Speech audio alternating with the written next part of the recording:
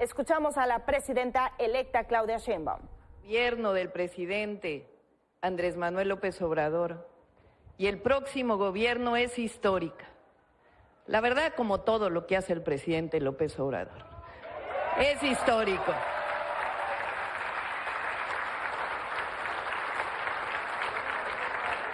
En 2018, el pueblo de México tomó una decisión inteligente, valiente, que este 2 de junio pasado del 2024 demostró que no se equivocó el pueblo. Que hoy tenemos, al presidente no le gusta que lo diga porque él admira a muchos presidentes de México, entre ellos al gran Benito Juárez. Pero yo digo que el presidente López Obrador, si no es el mejor, es de los grandes presidentes de la historia de México. Está entre los grandes.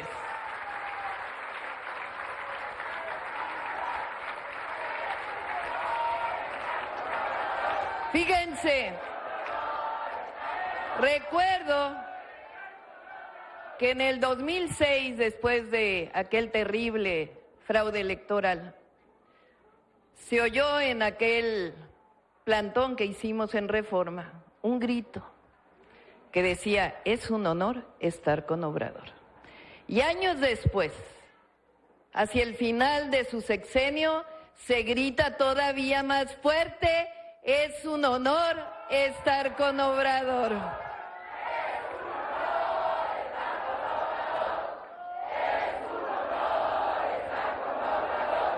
En 2018 inició una gran transformación. Hoy México es muy distinto al que había antes del 2018. Y ahora estamos en esta transición. Miren también, quienes ya tenemos años, sabemos que nunca había habido una transición como la de ahora. De un presidente que le da una presidenta, porque nunca ha habido una presidenta aparte, que le da a la siguiente,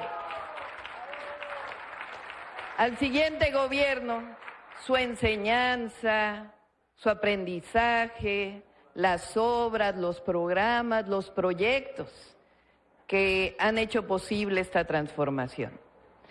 Y decía que el 2 de junio el pueblo de México decidió nuevamente algo grandioso, que es que continuara la cuarta transformación de la vida pública de México.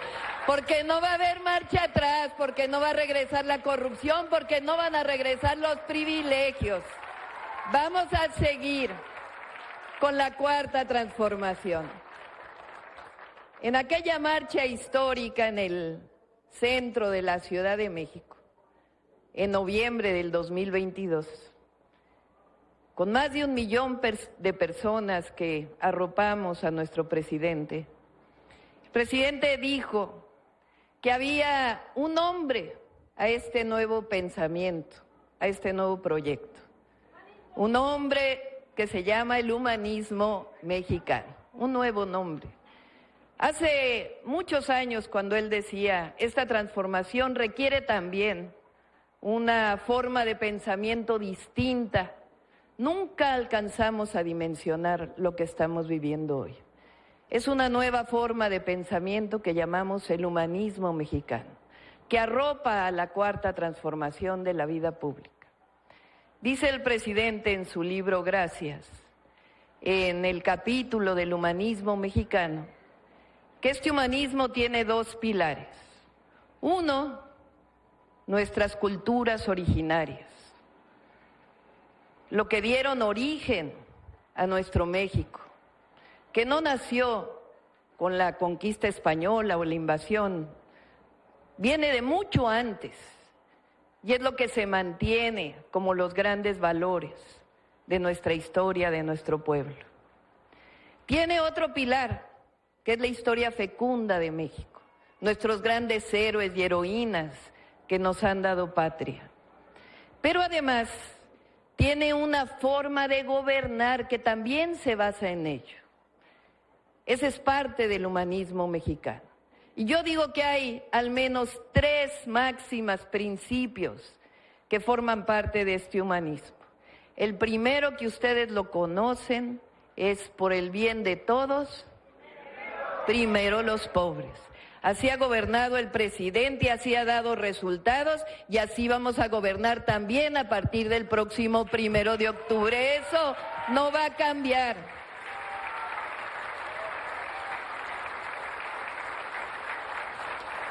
El segundo principio, que no debe regresar la corrupción, que no se puede gobernar cuando se enriquecen unos cuantos, que se gobierna para el pueblo de México y que los recursos públicos son para el pueblo de México, son del pueblo y son para el pueblo. Y en esta frase de Benito Juárez que dice, no puede haber gobierno rico con pueblo pobre, se condensa este pensamiento. Y así vamos a gobernar también a partir del 1 de octubre. Y la otra máxima, que es la gran diferencia, es la separación del poder económico, del poder político. Con el pueblo todo, sin el pueblo, así vamos a gobernar también a partir del 1 de octubre. Vamos a gobernar con los principios del humanismo mexicano. Digo yo que vamos a dar continuidad, a fortalecer y avanzar con la transformación, porque se van a mantener también todos los programas de bienestar del presidente Andrés Manuel López Obrador.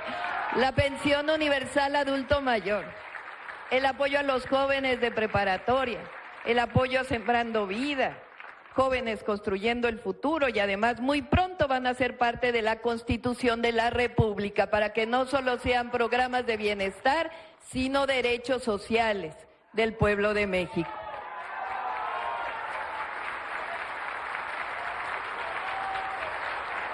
Y además,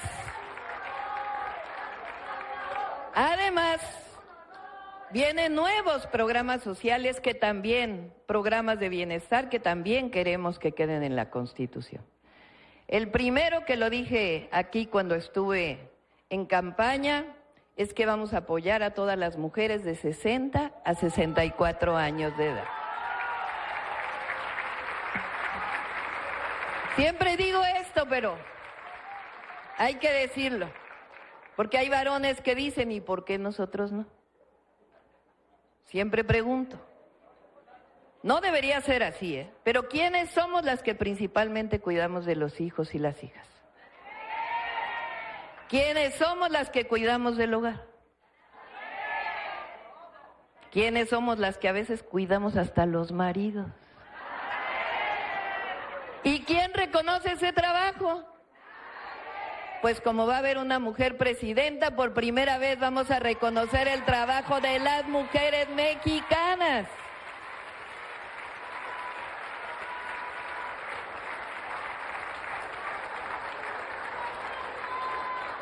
Además, todos los niños y niñas que van en escuela pública, preescolar, primaria y secundaria van a tener beca, todas y todos. No se va a quedar ninguna sin beca, porque es parte del fortalecimiento de la educación pública.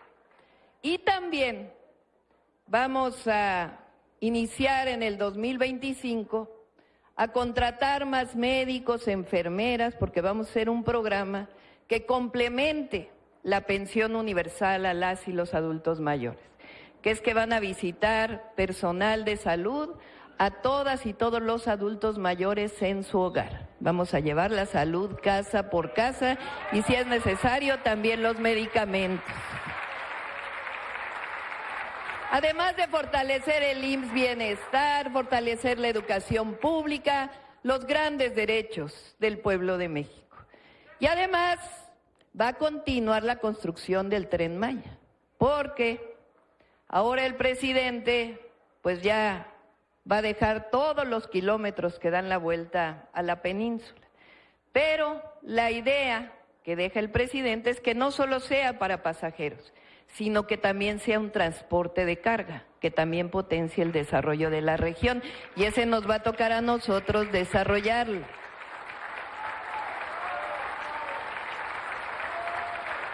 el interoceánico, y ahora nos vamos a llevar los trenes al norte de la República también. Así que se va a poder ir en tren desde aquí hasta el norte de la República. Es la recuperación del desarrollo regional, del desarrollo de nuestro país, un desarrollo distinto, no es un desarrollo que se queda arriba. Mara le llama, yo lo retomé de ella, la prosperidad compartida, porque no puede haber prosperidad cuando se queden unos cuantos. La prosperidad es compartida o no es prosperidad. Y esa es la esencia también del humanismo mexicano. Me siento muy emocionada de estar aquí con ustedes. La recuperación de nuestra historia, de la cultura maya, pero no solo de la antigüedad, no solamente del pasado, sino de los mayas y las mayas de hoy, es algo maravilloso, es algo esencial del humanismo mexicano. Hoy vengo a comprometerme con ustedes, que no los voy a defraudar, que no voy a traicionar y que nosotros llevamos en el corazón, en la mente y en nuestra historia los principios de nuestro movimiento. Vamos a cuidar el legado del presidente López Obrador y nosotros no mentimos, no robamos y nunca vamos a traicionar al pueblo de México. ¡Que viva Quintana Roo! ¡Que viva el presidente López Obrador! ¡Que viva México!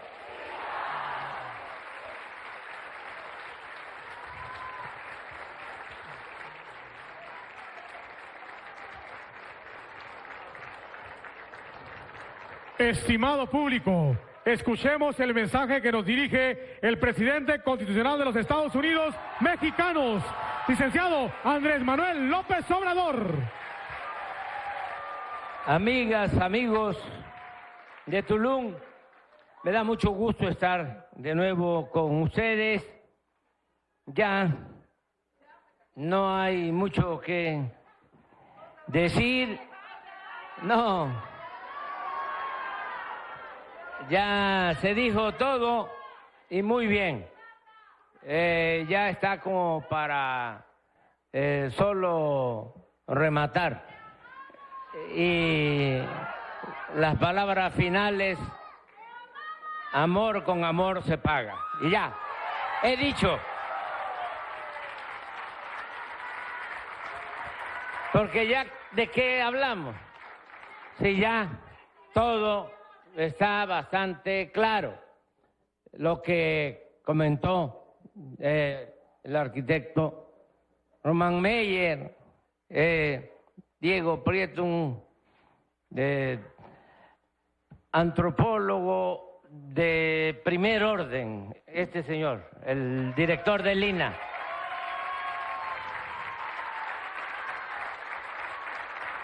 ¿Eres antropólogo o etnólogo?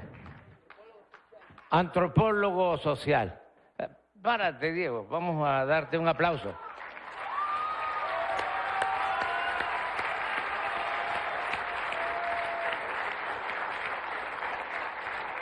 Le damos un aplauso también a Mara Lezama.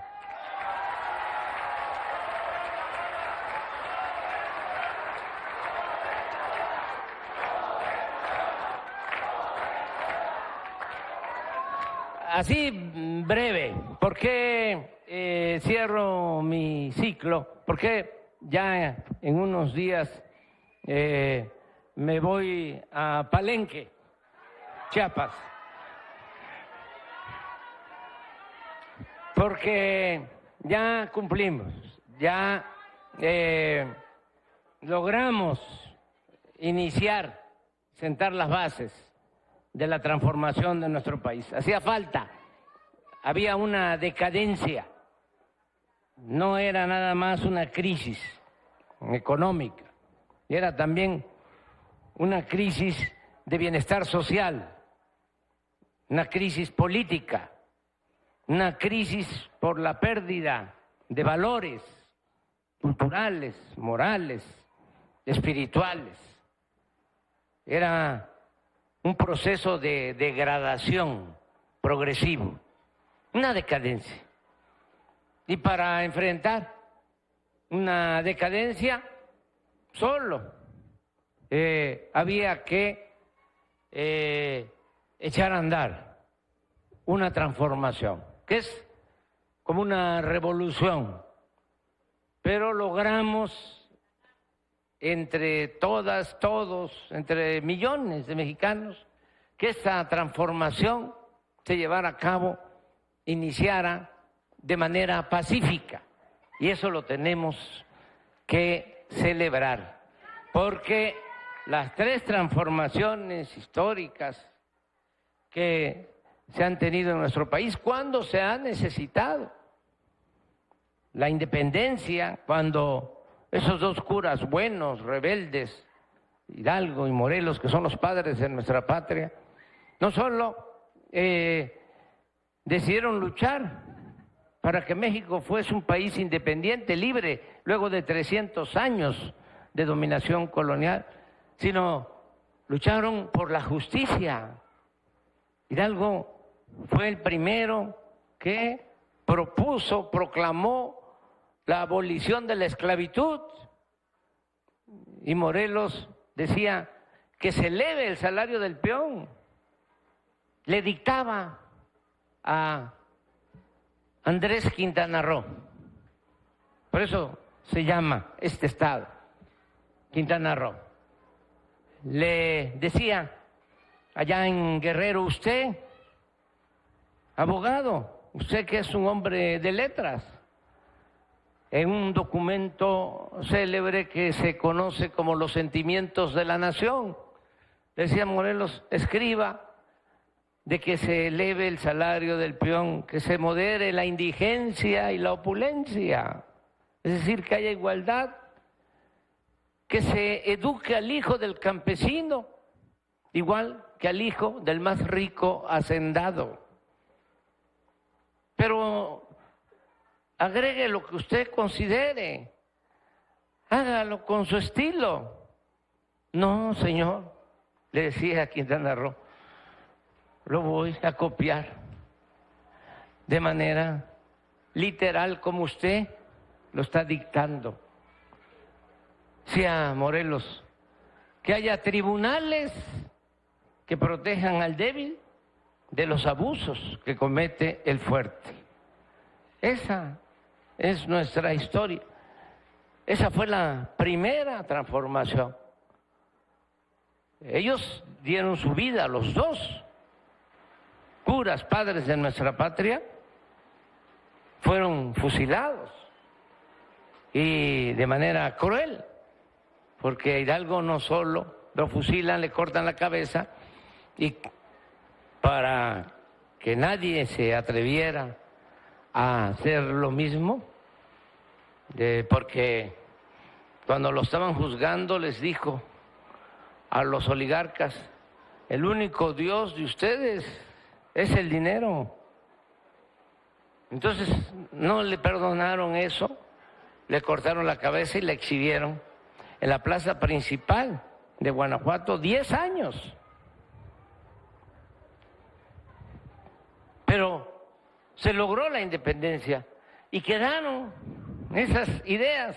No es que se haya abolido la esclavitud pronto, no. Nos llevó más de 100 años que se lograra la abolición de la esclavitud. Y aquí Quintana Roo es un ejemplo de eso, de esa historia negra, porque Quintana Roo era como una cárcel en el Porfiriato. Fíjense lo que es ahora este Paraíso, era una cárcel.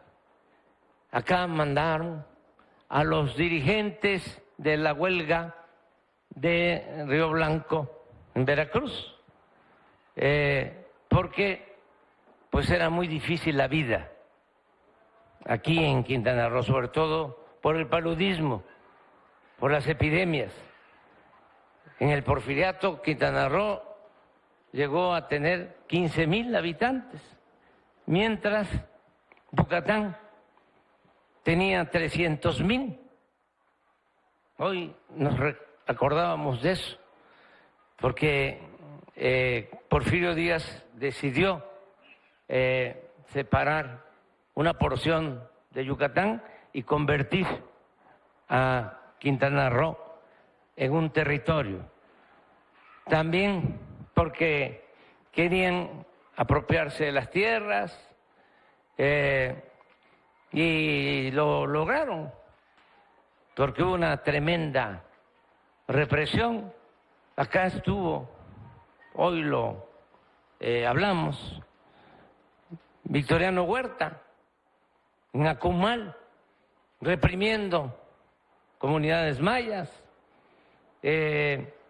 Aquí le dieron el grado de general a Victoriano Huerta, que después fue el que traicionó al apóstol de la democracia, Francisco I. Madero, y le llamaban la Siberia tropical a Quintana Roo, porque allá en Rusia a los opositores los mandaban a Siberia, que era un lugar frío, muy difícil de resistir ese clima, y acá era el trópico y las enfermedades. Bueno,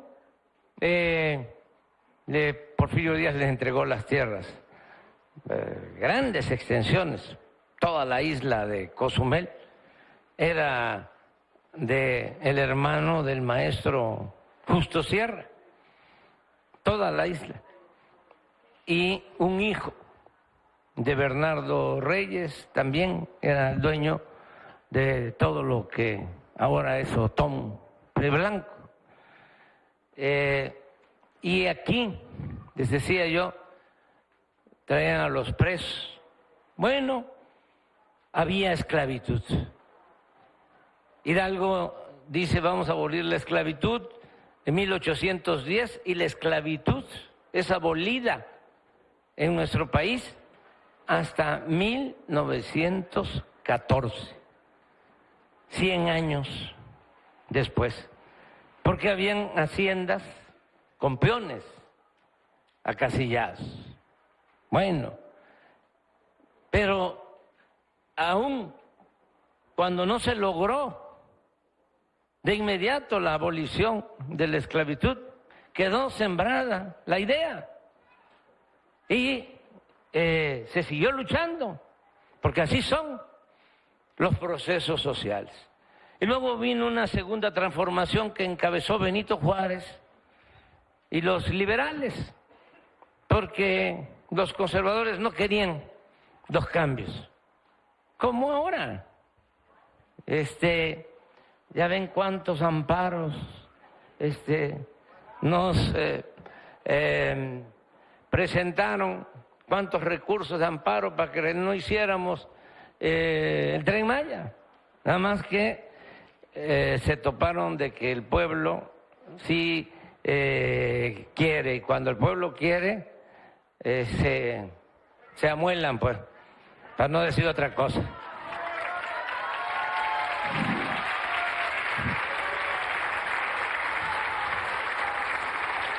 Con el pueblo todo, sin el pueblo nada. Entonces, los conservadores se oponían a los cambios, y ya cuando estaban derrotados se fueron al extranjero y trajeron a un príncipe, a Maximiliano, pero Juárez y los liberales nunca se rindieron. Nos invadió el ejército francés, en ese entonces el ejército más poderoso del mundo. 30,000 soldados franceses. Y el pueblo resistió, se restauró la república, se expulsó a los extranjeros, se logró la segunda independencia de México. Pero en esas dos transformaciones, la independencia y la reforma, hubo violencia. Se tuvo que hacer con las armas. Y desde luego la tercera transformación fue la revolución de 1910, por la situación de opresión, de esclavitud en que Porfirio Díaz tenía al pueblo de México. Tardó gobernando México 34 años. Nada más para tener una idea, en el siglo 19, 2 gobernantes eran los amos y señores de México. O México era país de 2 gobernantes, 2 tiranos, 2 dictadores. Santana, que fue 11 veces presidente de México y que por culpa de él nos quitaron más de la mitad de nuestro territorio, que eso tampoco hay que olvidarlo, porque California y Texas y Nuevo México y Arizona, más 5 estados más de la Unión Americana, pertenecían a México. Y Santana se portó como un mal gobernante, como un mal militar y como un mal ciudadano. Y nos dieron ese zarpazo y nos quitaron la mitad de nuestro territorio. Con la revolución se tuvo también que luchar con las armas, pero gracias a eso es que se respetó el derecho de los campesinos a la tierra. No fue en vano esa transformación, esa lucha armada. Perdieron la vida 1 millón de mexicanos por la violencia y también por el hambre, por las pandemias. Pero también se lograron los derechos laborales, salarios justos, se estableció el salario mínimo, la jornada de 8 horas, porque ¿saben cuánto trabajaban los obreros en el Porfiriato? 16 horas, no era como se decía de 6 a 6, no, más. Y no había día de descanso, se trabajaba hasta los domingos. Entonces, con la revolución se logró mejorar el salario, jornadas justas y otras reivindicaciones. Y también con la revolución se logró recuperar lo que Porfirio Díaz había entregado a extranjeros. Se recuperó el petróleo, se recuperaron las minas, se recuperaron los ferrocarriles. ¿Qué sucedió después? Se avanzó en el terreno social, desde luego, no tanto en el terreno político, quedó como asignatura pendiente la democracia, porque se fue don Porfirio y se quedó doña Porfiria, como 70 años. Bueno, ahora, entre todos, por eso es un momento histórico, decidimos hacer la 4ª transformación.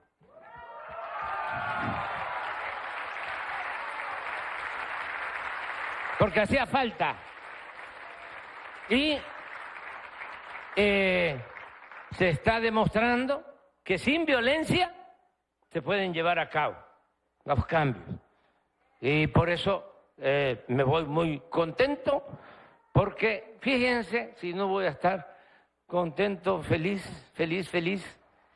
si logramos después de 40 años que se redujera la pobreza en México.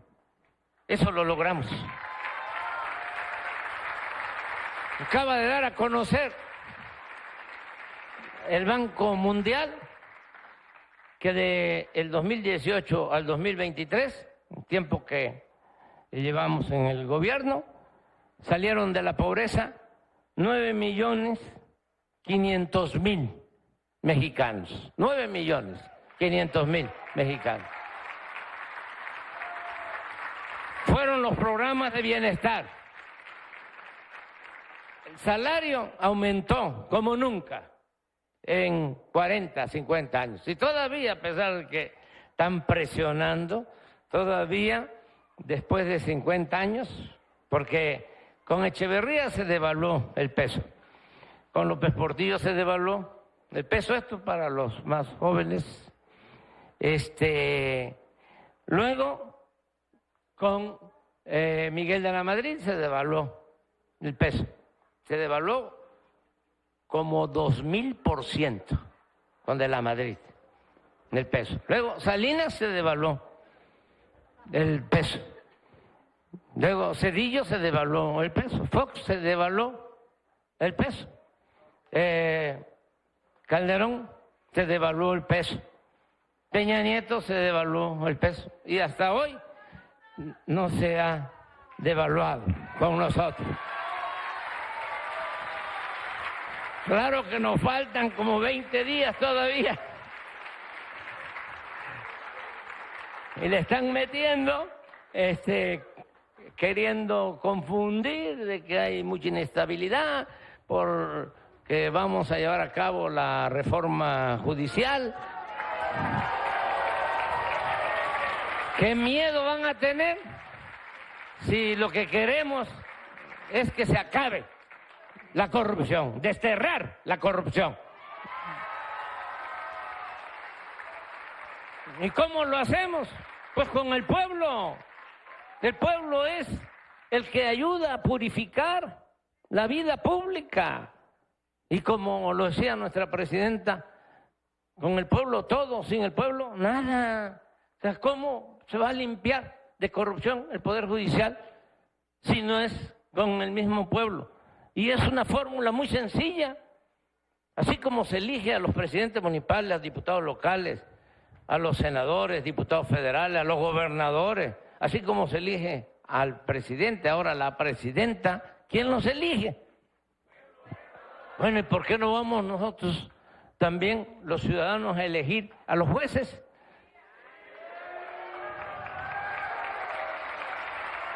¿Cuál es el miedo? ¿Ustedes qué piensan? ¿Que a los jueces, magistrados, ministros los elija el presidente, los senadores, los partidos, o que lo elige el pueblo? Eso es todo. ¿Qué miedo va a haber? Pero sí, están ahí tratando de frenar esta reforma que es indispensable, porque tenemos que acabar con la puerta giratoria. Se mete a un delincuente a la cárcel después de que cuesta mucho detenerlo, se arriesga la vida de policías, de marinos, de soldados, fichitas, se les detiene y a la semana, sobre todo los fines de semana, puro sabadazo, ordena a un juez que se le libere. Eso ya no queremos que siga sucediendo en nuestro país.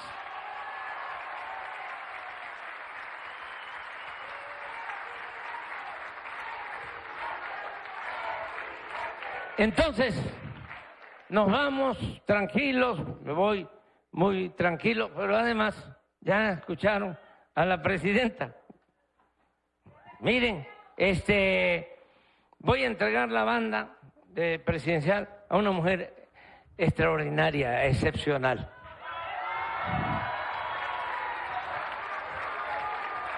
Presidenta.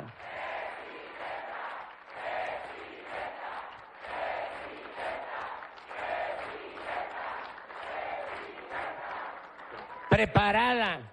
Ayer lo dije, ya no lo voy a repetir ahora. Pero, no, sí lo voy a repetir. Pero los veteranos, como el que está hablando, llegamos a la primaria directo, porque no había kinder. Y en nuestro pueblo nada más era la primaria, en mi pueblo, en Tepetitán. Si no había parvulito, no había el preescolar, era primaria, y yo, como no había secundaria en Tepetitán, fui a Macuspana a estudiar la secundaria y luego la preparatoria en Villahermosa, y en la UNAM la licenciatura, soy licenciado en ciencia política. Pero ese nivel es después de la preparatoria, 4 años, 5 años y la tesis, ¿no? Pero eso es nivel licenciatura. Los antropólogos también son licenciados. Los médicos generales, el nivel de escolaridad es licenciatura. Los contadores es licenciatura. Los ingenieros civiles es licenciatura. Para tener más grado hay que estudiar maestría. Se requieren 3 años más. Y luego, para llegar a ser doctor en Derecho, en Filosofía, en Antropología, en Ingeniería, son 4 años más. O sea, es la licenciatura, 3 de maestría y 4 de doctorado. Bueno, ¿qué nivel creen que tiene la próxima presidenta? Es doctora en ingeniería. Busquen, ahora que regresen allá a la casa, saludos a toda la familia también, a que les mando saludos. A los que no pudieron venir porque están trabajando. Y la gente mayor, que esas son, mire, los que más.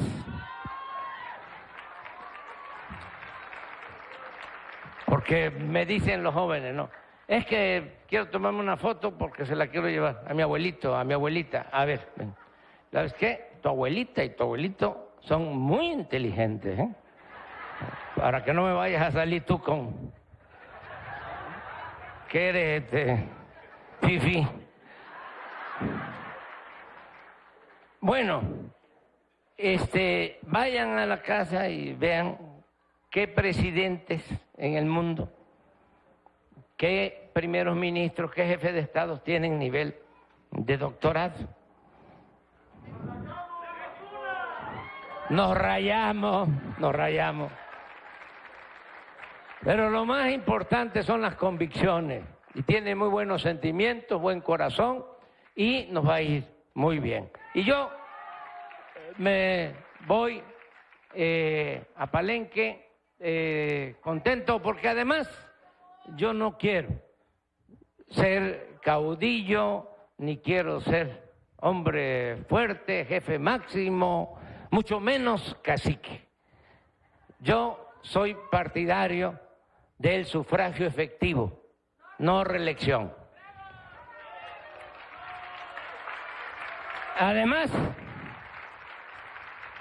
un consejo para todos. No hay que tenerle mucho apego, ni al poder, ni al dinero. Acuérdense, la felicidad no es acumular bienes materiales, no es acumular riqueza. La felicidad es estar bien con uno mismo, estar bien con nuestra conciencia y estar bien con el prójimo. Esa es la verdadera felicidad. Me da mucho gusto aquí, mire, Tulum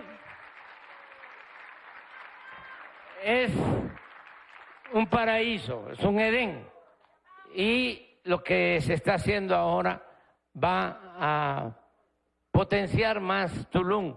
Lo que yo les pido, desde luego a las autoridades, también es que cuidemos la naturaleza.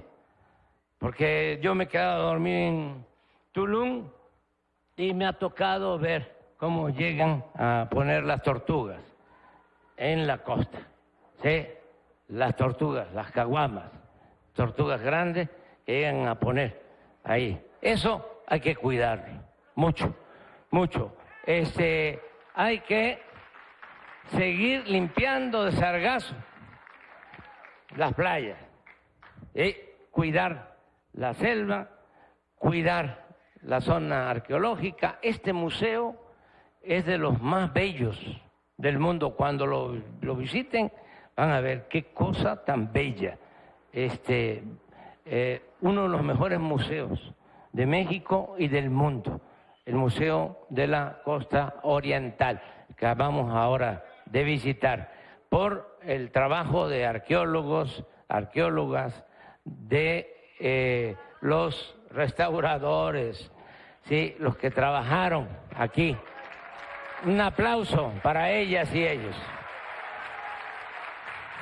Pero fíjense, y aquí también un aplauso para los ingenieros militares.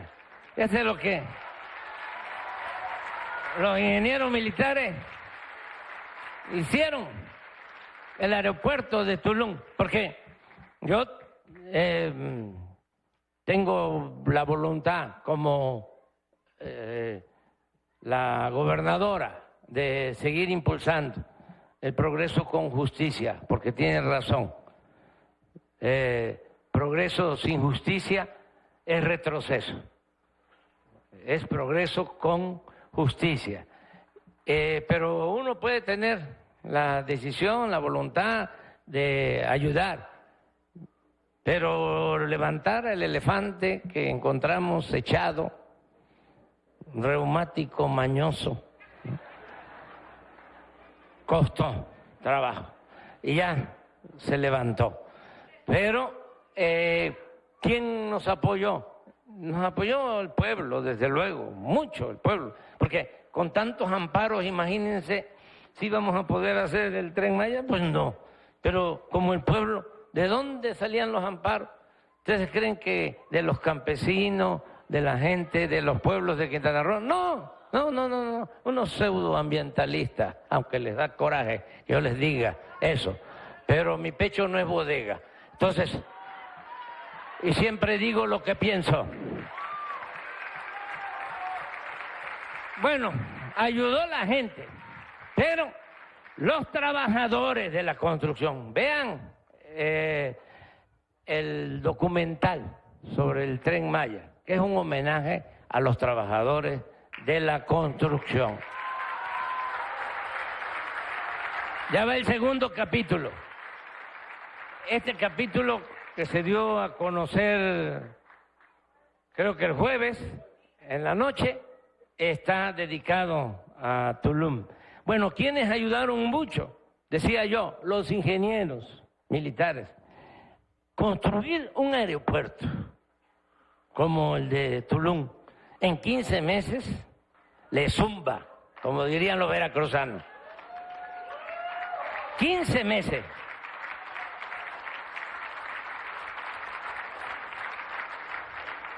Y el tren. Entonces, vamos hacia adelante. Me da muchísimo gusto estar aquí con ustedes.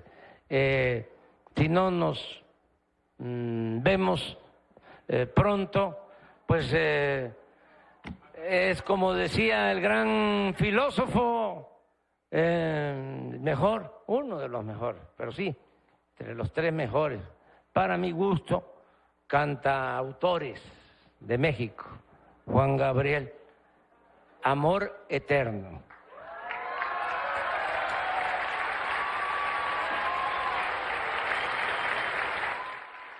Escuchamos al presidente Andrés Manuel López Obrador desde Tulum en la inauguración del Parque Nacional del Jaguar y Museo de la Costa Oriental, ubicado en Tulum, justo en Quintana Roo.